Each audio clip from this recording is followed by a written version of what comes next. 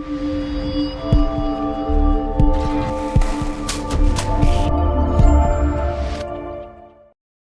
welcome back to the Recovery Couch, everybody, where real stories of faith, redemption, and recovery come to life. I'm your host, Brandon Couch, and today we're diving deep into part one of a powerful 2-episode conversation with Julian Jackson Linkhart. Julian's a former college football player whose journey through addiction, spirituality, and self-discovery reminds us that true recovery starts in the heart. Julian opens up about the distractions that pulled him off course, the toxic relationship that clouded his purpose, and the moment he realized that faith, not perfection, was the missing piece. Together, Julie and I explore how ego, identity, and vulnerability shape our path toward healing and what it really means to walk with God through the process of transformation. But before we get started, I want to give a quick thank you to our sponsor, Greg Swartz with Remax Victory and Affiliates. If you're looking to buy or sell a home in the Dayton or Cincinnati area, reach out to Greg for a real estate experience that is built on trust, excellence, and integrity. You can contact Greg today at 937-477-8975 and tell him the Recovery Couch sent you. Now, let's jump into this conversation with Julian, a story that proves no matter how far we fall, faith can always lead us home. What's up, podcast world? Thank you for coming back to another episode of the Recovery Couch. We are doing a live stream today on Facebook. Hope you guys enjoy. I'm sitting here with a good friend of mine, a guy who I met through Southbrook Christian Church, through the men's group. As a matter of fact, it may have been at an AA meeting was our first.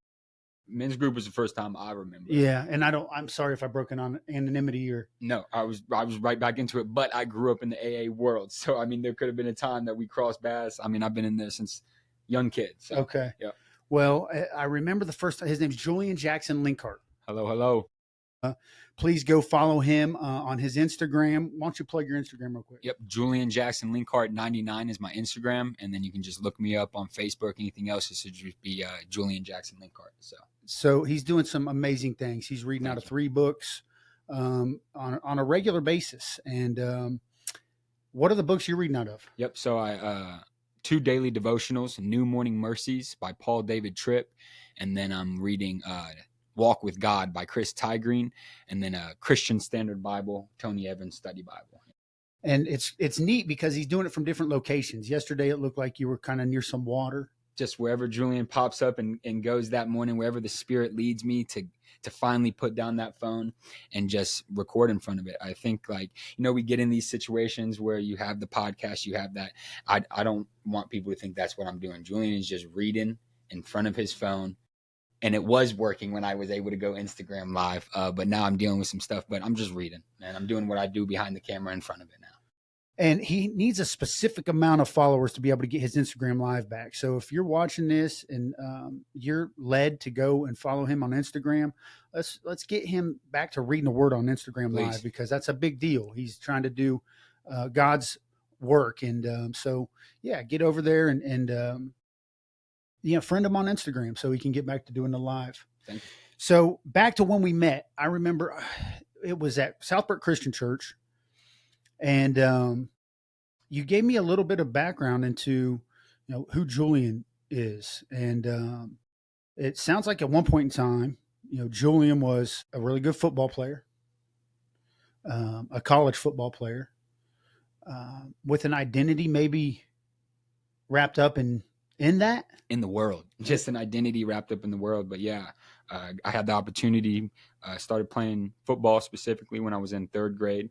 God gave me a gift and ability to carry that on into college. I got the opportunity to go do that.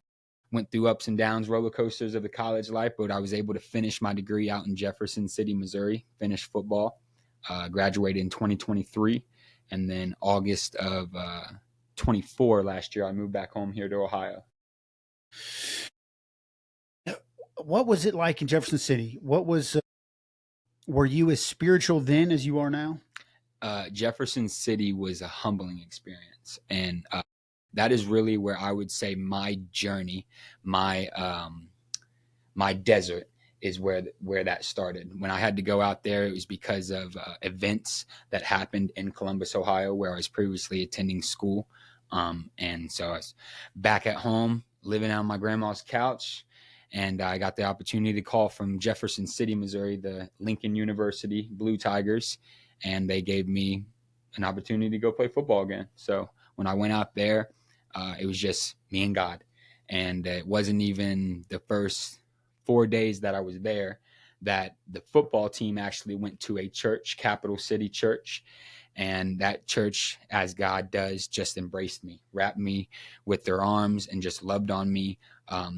Gave me different events, whether it was Bible school or Bible classes, study, men's groups in general, church on Sunday, people involved with the church. They just embraced me and loved on me. And I was able to really grow my relationship with Christ out there for sure. I've always been spiritual. One of my best friends growing up, he lived right down the street from the vineyard. So it was kind of, Saturdays, go play football and then stay with him, of course, on that night. And then, hey, mom's come pick me up on the way to church. So I definitely got my relationship with Christ because of my mother. She was a huge follower of Christ, still is a huge follower of Christ. And I owe it all to her for sure. But praise God. Yeah. It seems like most spiritual relationships start with like a human figure who's kind of been through the ups and downs of life, turn to God themselves, and then impact us through that. So you say Jefferson City was a big turning point in your life spiritually. Yes. And the way you're saying it is like that was your second stop in football. Second stop in football. Yeah. Okay. Where was your first stop? First stop was in Columbus, Ohio. I played for Ohio Dominican University. It was a Division II football team. And then I got myself into some trouble there, as we're probably going to. And like I said, I was back at home on the grandma's couch, lost the football scholarship, kicked out of school, kicked out of college. And it's like, what do I do now? Where do I go? I grew up in a place called Enhance U. It was a training facility. Tremaine Hall ran it. There was all sorts of different coaches and people I owe it to. But there was another coach in there, Coach Tuck, and he actually played football at Lincoln University. And I guess just like this moment divine, right? God had a plan better than I did. And one time he was just out in Jefferson City again, visiting some old school grounds, stopping grounds. And he had actually went up into the coaching office and just seeing what was going on. And he knew my situation. He knew I was back at home when I was living on my grandma's couch. He never stopped the process, always stay ready. I was still training, still just believing, hey, this isn't my final stop, but not knowing what I was going to do next. And so when he was there, he, hey, I got a football player I think you guys could use. And by God, grace of God again, the mercy of God, I was able to get a full ride scholarship again off of some practice film. So I had some practice film, didn't really have too much film. I thank you that you say I was a good football player. I was a very average football player. I was very distracted football player, and I definitely didn't seize the moment that I had. But I was able to get a full ride scholarship with practice film. And once I got out there, man, just changed my life. So we're hearing of Julian that was spiritually, it's been on a spiritual experience ever since the change from Ohio Dominican to, what was the name of it? Lincoln University. Lincoln University. Yep.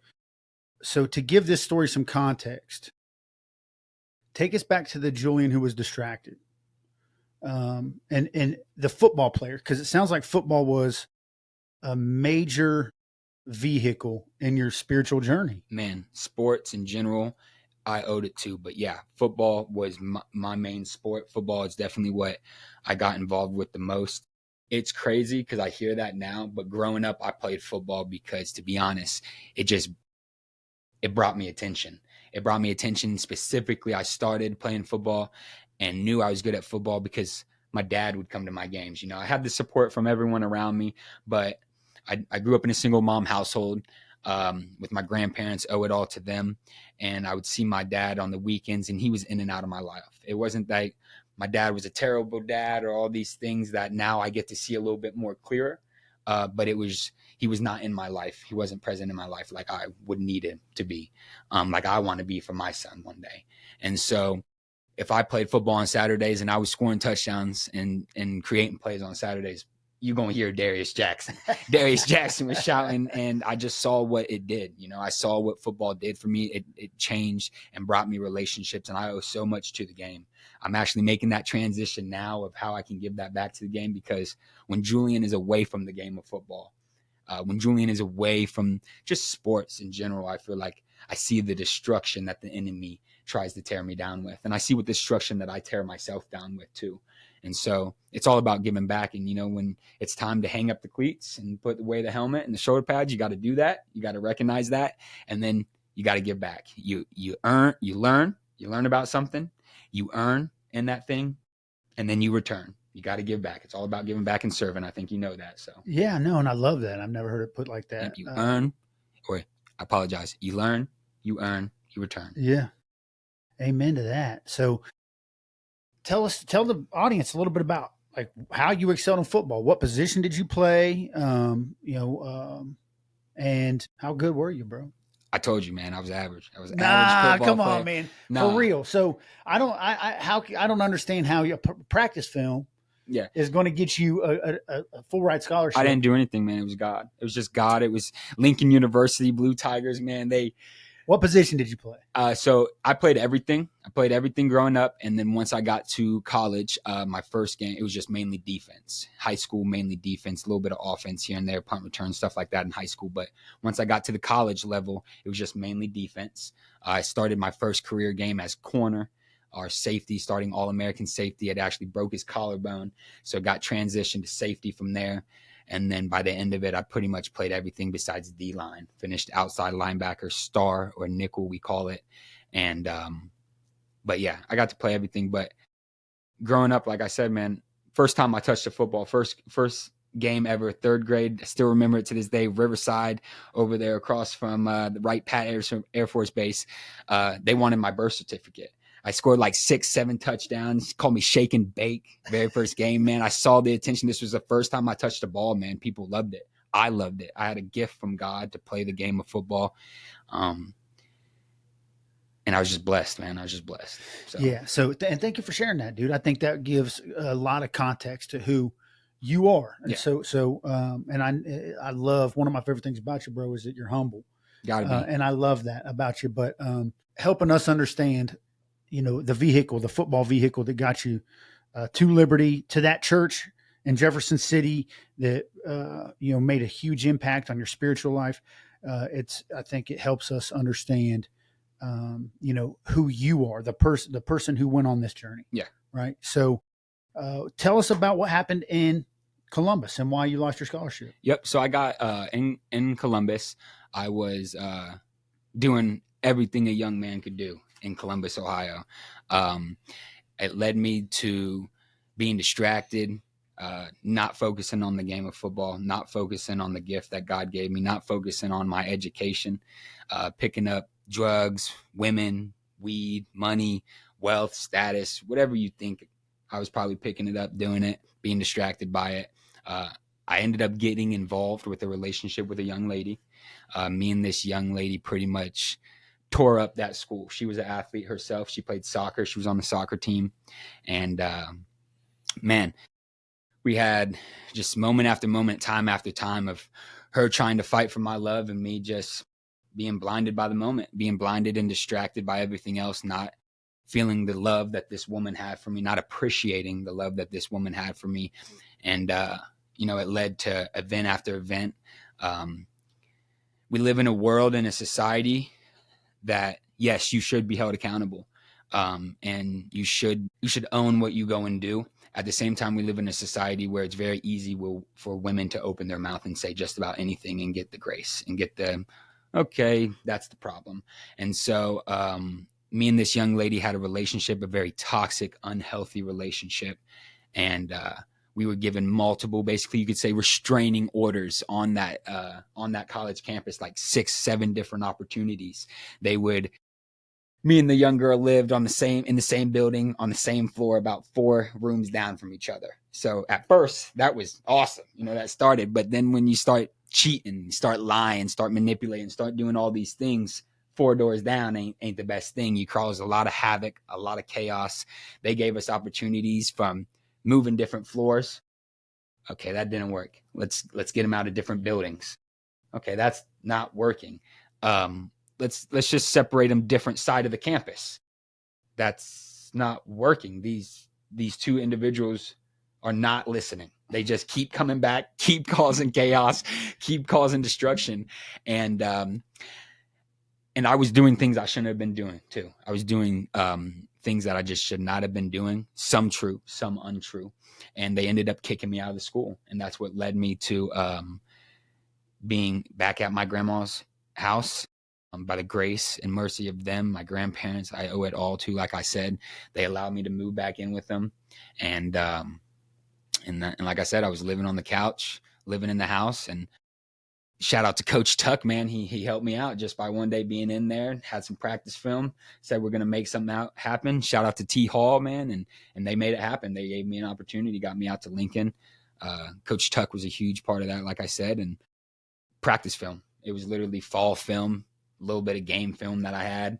That's what they went off of, and they gave me a full ride scholarship. Now, at the same time, Lincoln University hadn't won a game in like 7 years, 8 years, something like that. Crazy record. But, everything changes. And now they're actually, I think they're 2-1, 2-2 for the first time. They were 2-0 for the first time since like 1973 this year. So they got some new coaches and stuff up there, I hear. And I just got the opportunity to go out there and play football. So what happens inside of you, man, when there's a difficult conversation at Ohio Dominican? Yeah. With somebody who had that conversation with you? Was it your football coach? Everybody, man. Me and this young lady, like I said, we were both athletes on the team or in the school, so we had pretty good. What would be the word? We had pretty good resources around us, right? Yeah. And I mean, we talked with everybody from friends to coaches to athletic directors to counselors to presidents of the school. So, but that's as the chaos is going on. So these resources are coming in while the chaos. So there's a first spat of chaos, and then they start bringing in resources like counselors, or they bring in okay, well that didn't work. Now we're talking to an AD. Now the coaches are getting involved. Really. Seeing something probably in both of you individually. Man, the first time that I had brought her around one of my coaches, the very first thing he said to me, and it's crazy that I get to say this now while I'm looking in your face. The very first thing he said to me was, "You guys are going to burn this place down." And I didn't know what I mean. You two are going to destroy each other. You're not right for each other. And back then, saying it now, that's where that I'm going to show you. Yeah. You don't know nothing, man. You ain't going to do nothing. But it was one of my coaches, man, D-line coach, he looked at us.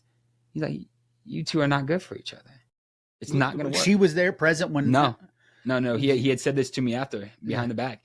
And I was just so caught off guard because the energy was that off between the two. Like people could feel the toxicity. Man, it's fire and gasoline. Yeah. And at the same time, like, I have to recognize that nowadays that there is an enemy in this world. I believe in a God. I believe in Jesus Christ. And I believe two things, good and evil.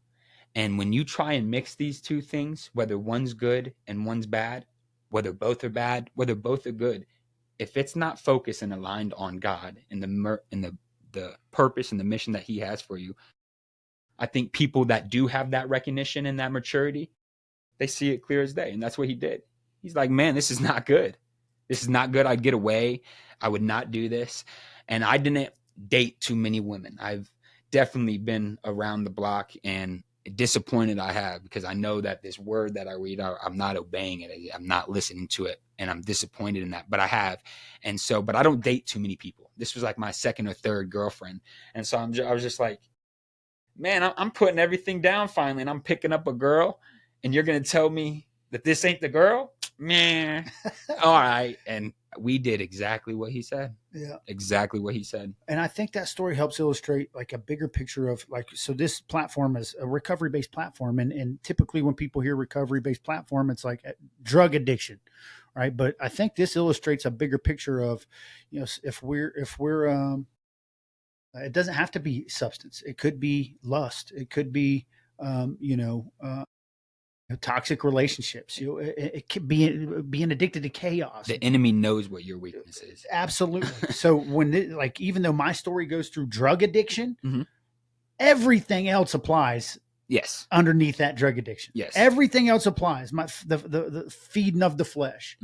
And so I'm thankful for that illustration, because that might paint a picture for people who see the word recovery in the name and they think that, well, this don't apply to me because I don't do drugs. Yeah. And I come from the same thing. Drug addiction for sure.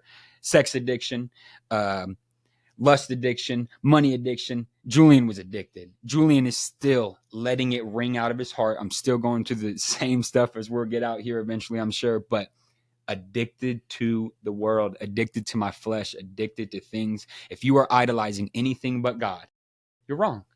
Addicted to the opinion of other people, is addicted to people, validating me.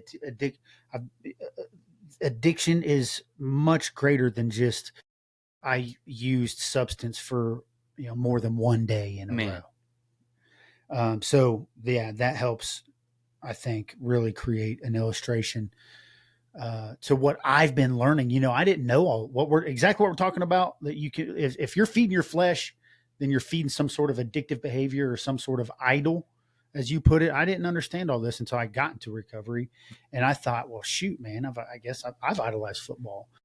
I've idolized Brandon. I mean, as selfish and self-centered as that sounds, because it was. Yeah, I've idolized my image, trying to just put something on, trying to go out into the world. But then when you come in these doors, when you close that doors, you can't even look yourself in the face. Yep. You don't even want to look yourself in the face. This is my new addiction too. I'll tell you why you think. This is called a miswalk stick. It's a natural teeth whitener. So this is my new addiction that I'm finding. So that's what I'm doing, fidgeting over here. It makes me calm, keeps me cool. So, So good segue, dude. So, and as I've been in recovery and I've been looking internally at anything that I've idled, that I need to recover from. Like, I don't just need to recover from drugs. I've had one of the easier parts of my recovery was recovering from drugs. One of the hardest parts is recovering from image and recovering from feed my flesh in the worldly ways. Yes. But what I do also recognize on the flip side of that is, there's always going to be a human aspect of Brandon. There's always going to be a human aspect of Julian. I still exercise daily, and I'm towing a fine line of, is this for image, or is this because it really does get my heart flowing, because it does make me feel good and feel healthy. I'm taking care of my temple, your teeth whitener. I have healthier habits that I have to pay attention to, because they borderline on, if I allow the enemy to interrupt this, daily habit of exercise, and he can make it vanity like that quick. You have to pay attention. Just like I said, anything but God, you're wrong. It's wrong. Even just like you said, you were going into it. Am I working out because I want to work out to do better for my body and it's keeping me healthy? Or do I want to work out because I'm getting something and Brandon wants to and Julian wants to? Julian works out because that's all Julian knows. Julian, and now I'm thankful for it. Now I'm thankful that in these times of messing up, falling on my face, failing, Julian goes back to working out. Julian goes back to taking care of the temple, because that's what we were called to do, right? This is not ours. We get to borrow this for a little bit of time and then it's gone. But Christ lives in you. You are an image of Christ. And if you can't even take care of your own body, at least these days, it makes me a little bit harder to listen to you. If I'm able to look at you and I can see you telling me your own temple, you don't got to buy this. You don't got to rent it. You don't got to go to nobody else in this world. This is yours. And you can't take care of that. I think we need to have a conversation. I think there's some stuff that you start with yourself, right? You fix and you change the world by changing yourself. Change yourself, then you change the people around you. Not by trying to change them, but just because they see you changing. They see how God is living in you. They see the things he's doing for you. Then you go out in your community, your gyms, your schools, your teams, your whatever you're involved in. And then slowly or surely you get to be trusted, as we were told, with more things. But if you can't even carry yourself, if you can't even take care of yourself, I don't know how you expect to do much more. There's a lot of wisdom in what you just said, because it does. life's been described to me as like the movie The Matrix. And, so the spiritual war in the life that we live, we are like each individual. Brandon, and my daily walk, I'm Keanu Reeves of the story. Julian's the Keanu Reeves of the story. Yep. And the guys in the suits with the little earpieces are the enemy. They're demons, Satan, whatever, to make this an easy illustration. All we have to realize is that God loves us. He has our back no matter what. That's all we need. And then and when we start eliminating our human effort, then we're able to, dodge bullets. Yep. Killing that flesh, man. You got to die to it. Yep. Like I said, good and evil. Yep. You have one on each ear. Yeah. One can be louder than the other one. And sometimes I'm a simple man. It's that simple though. Sometimes you got to turn the one down. Sometimes you got to flick one off. Sometimes you got to tell one you got to go. Because I feel like my grandma says this saying, do the next right thing and go slow. That's what my grandma tells me. And it is so hard for Julian to do the next right thing and go slow through my 26 years. It's been hard. Yeah. But when I pay attention to how simple that is, that's all you got to do. People know what to do. I feel like really people know what to do. And there are some people that are so caught up in the world that don't know. But usually you know what to do. Yeah. You know what the right thing is. You know what the wrong thing is. And that's where I was getting to, like the inner matrix. I think so. Inside of us, it's the same war as that movie illustration. Mm-hmm. So it's in the parable that I've heard most often describe this is the two wolves inside of you. You're going to either feed the good wolf or you're going to feed the bad wolf. And the little boy asks the Chinese proverb guy, well, there's two wars inside of me, Papa. Well, there are two wolves at war inside of me. Which one wins? The one that you feed. The one that you feed. And that's the inner matrix of our mind and our body. Yep. That, which one are you feeding? Which one am I feeding on a daily basis?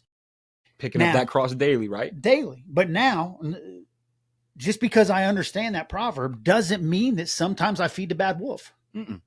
You can be angry and not sin. Yeah. It tells us that. Be angry. Just don't sin. Yeah. Don't allow it. Don't allow the wolf that you're feeding to take over and mutilate. That's above my pay grade. My bad. Whatever that word is.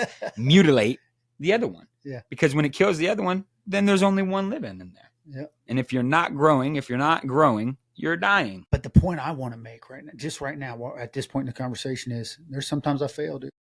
There's sometimes I fail. Every day. On a daily basis. Every day. Yeah, on a daily basis. Now, the difference between today and 5 years ago is I don't let my failures define me. And I can bounce back and I start to remember God loves me regardless of that failure. I'm worthy. I have value. He trusts me. I trust him. Unlike 5 years ago where, a failure would just be like, as if I needed any more proof that I wasn't. I'm out of here. Yeah. I'm going to go back to smoke. I'm going to go drink. I'm going to go find something. I'm going to go feed my flesh because I feel like for me, I can't speak for you, but when I fed my flesh through my failures 5 years ago, 10 years ago, fueled my ego. Yeah. Which has been one of the biggest tools the enemy's ever used against me. Me too. So let's shift gears a little bit but that's good content right there, brother. But so while we're on the topic of ego, of feeding flesh, can you share the moment or experience that was the turning point for you when you decided to break free from feeding your flesh? Almost about 2 weeks ago. Once again, I'm once again living at my grandmother's house. I'm now in the basement. I'm sitting here out back in the middle of the night, 2 a.m., smoking weed, looking at a fire. And I'm thinking, how did I get here? How did I get here?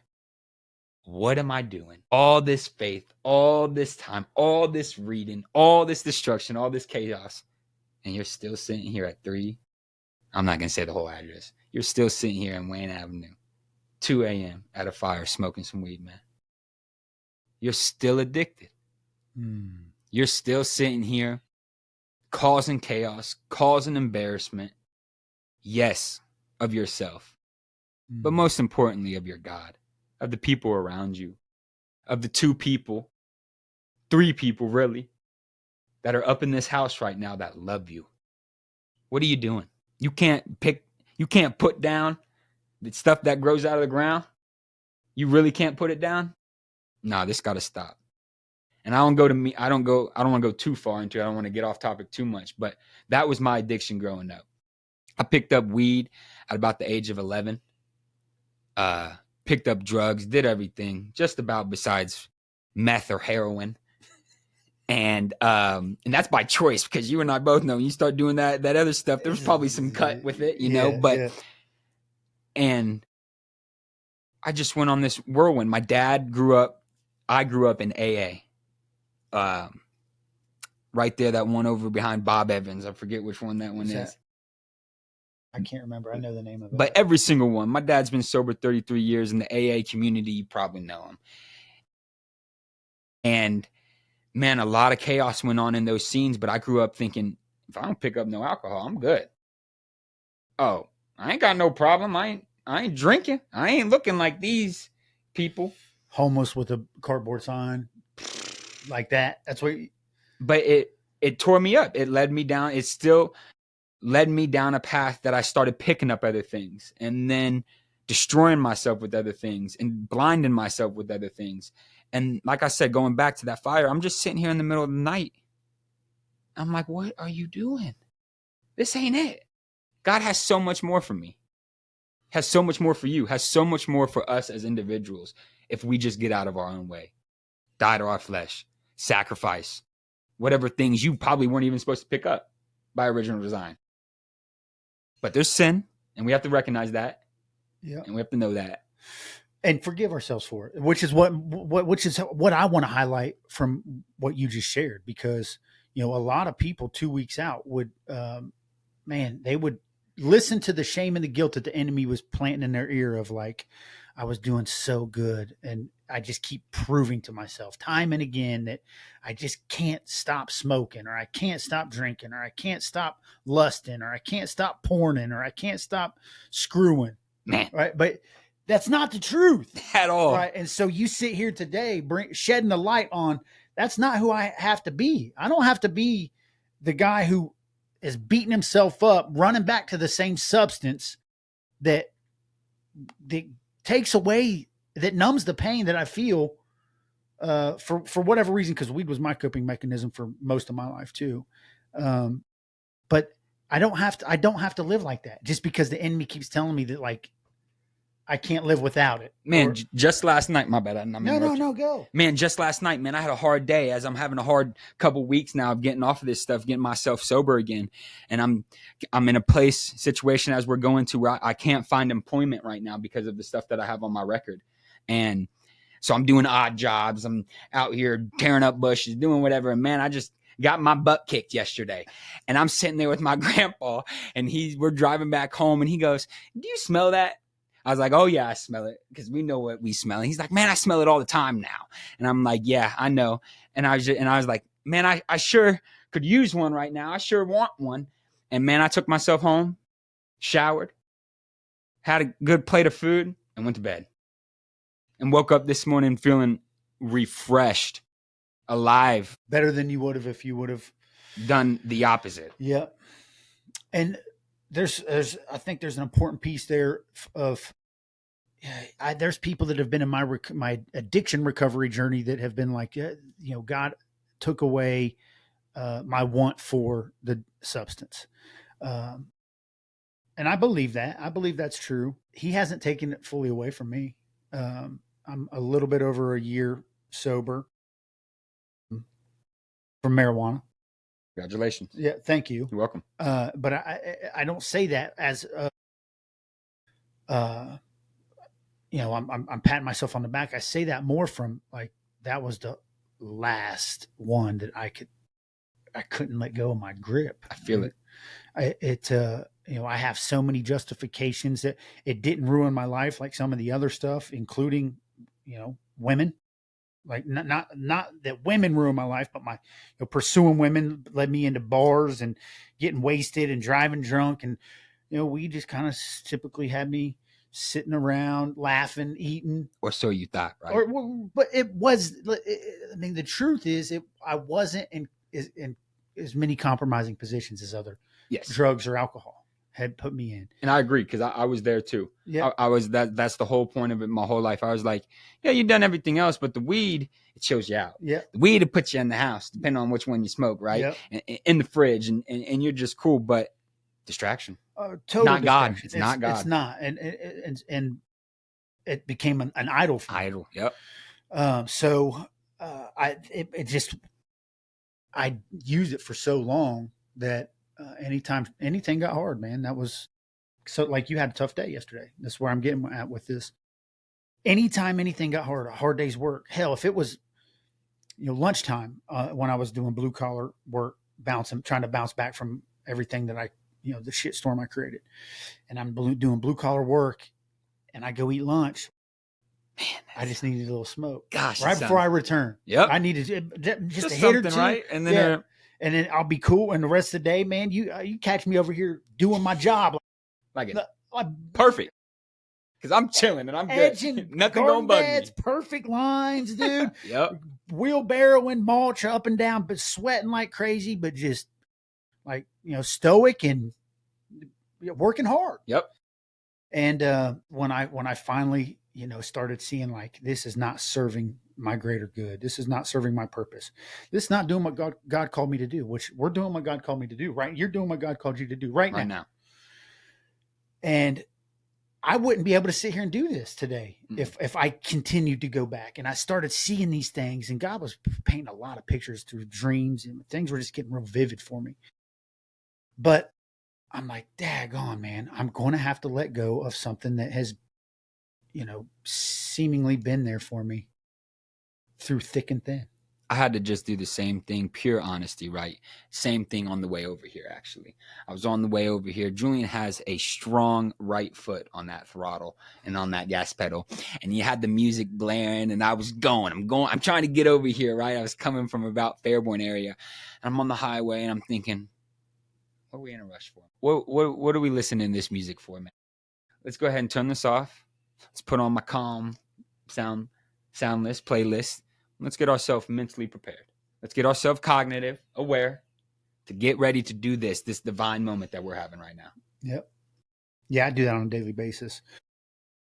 Typically in exercise, like, I'll dabble into, like, my pump up music. And then when it starts making my mind race, I go back to I have to have a calm mind. I think people forget that the devil was the king of worship. Yeah. Right? Yeah. He, through the music, through your ears, that was his.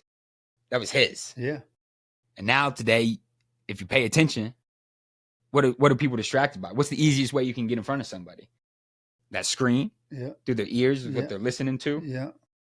Gotta pay attention. Well, and shoot, I mean, all the hip hop I listened to, probably from like late 90s on, was glorifying drugs and, like, sleeping around. And I don't think it's any accident that that's what ended up happening. You can get a whole record deal off of it. Go up there and act a fool. Yeah. Go ahead and put tattoos all over your face. Go and do that. Not that tattoos are bad, because I got them all over. But go and do this, drug this, glorify that, sex that. Yep. Tell them.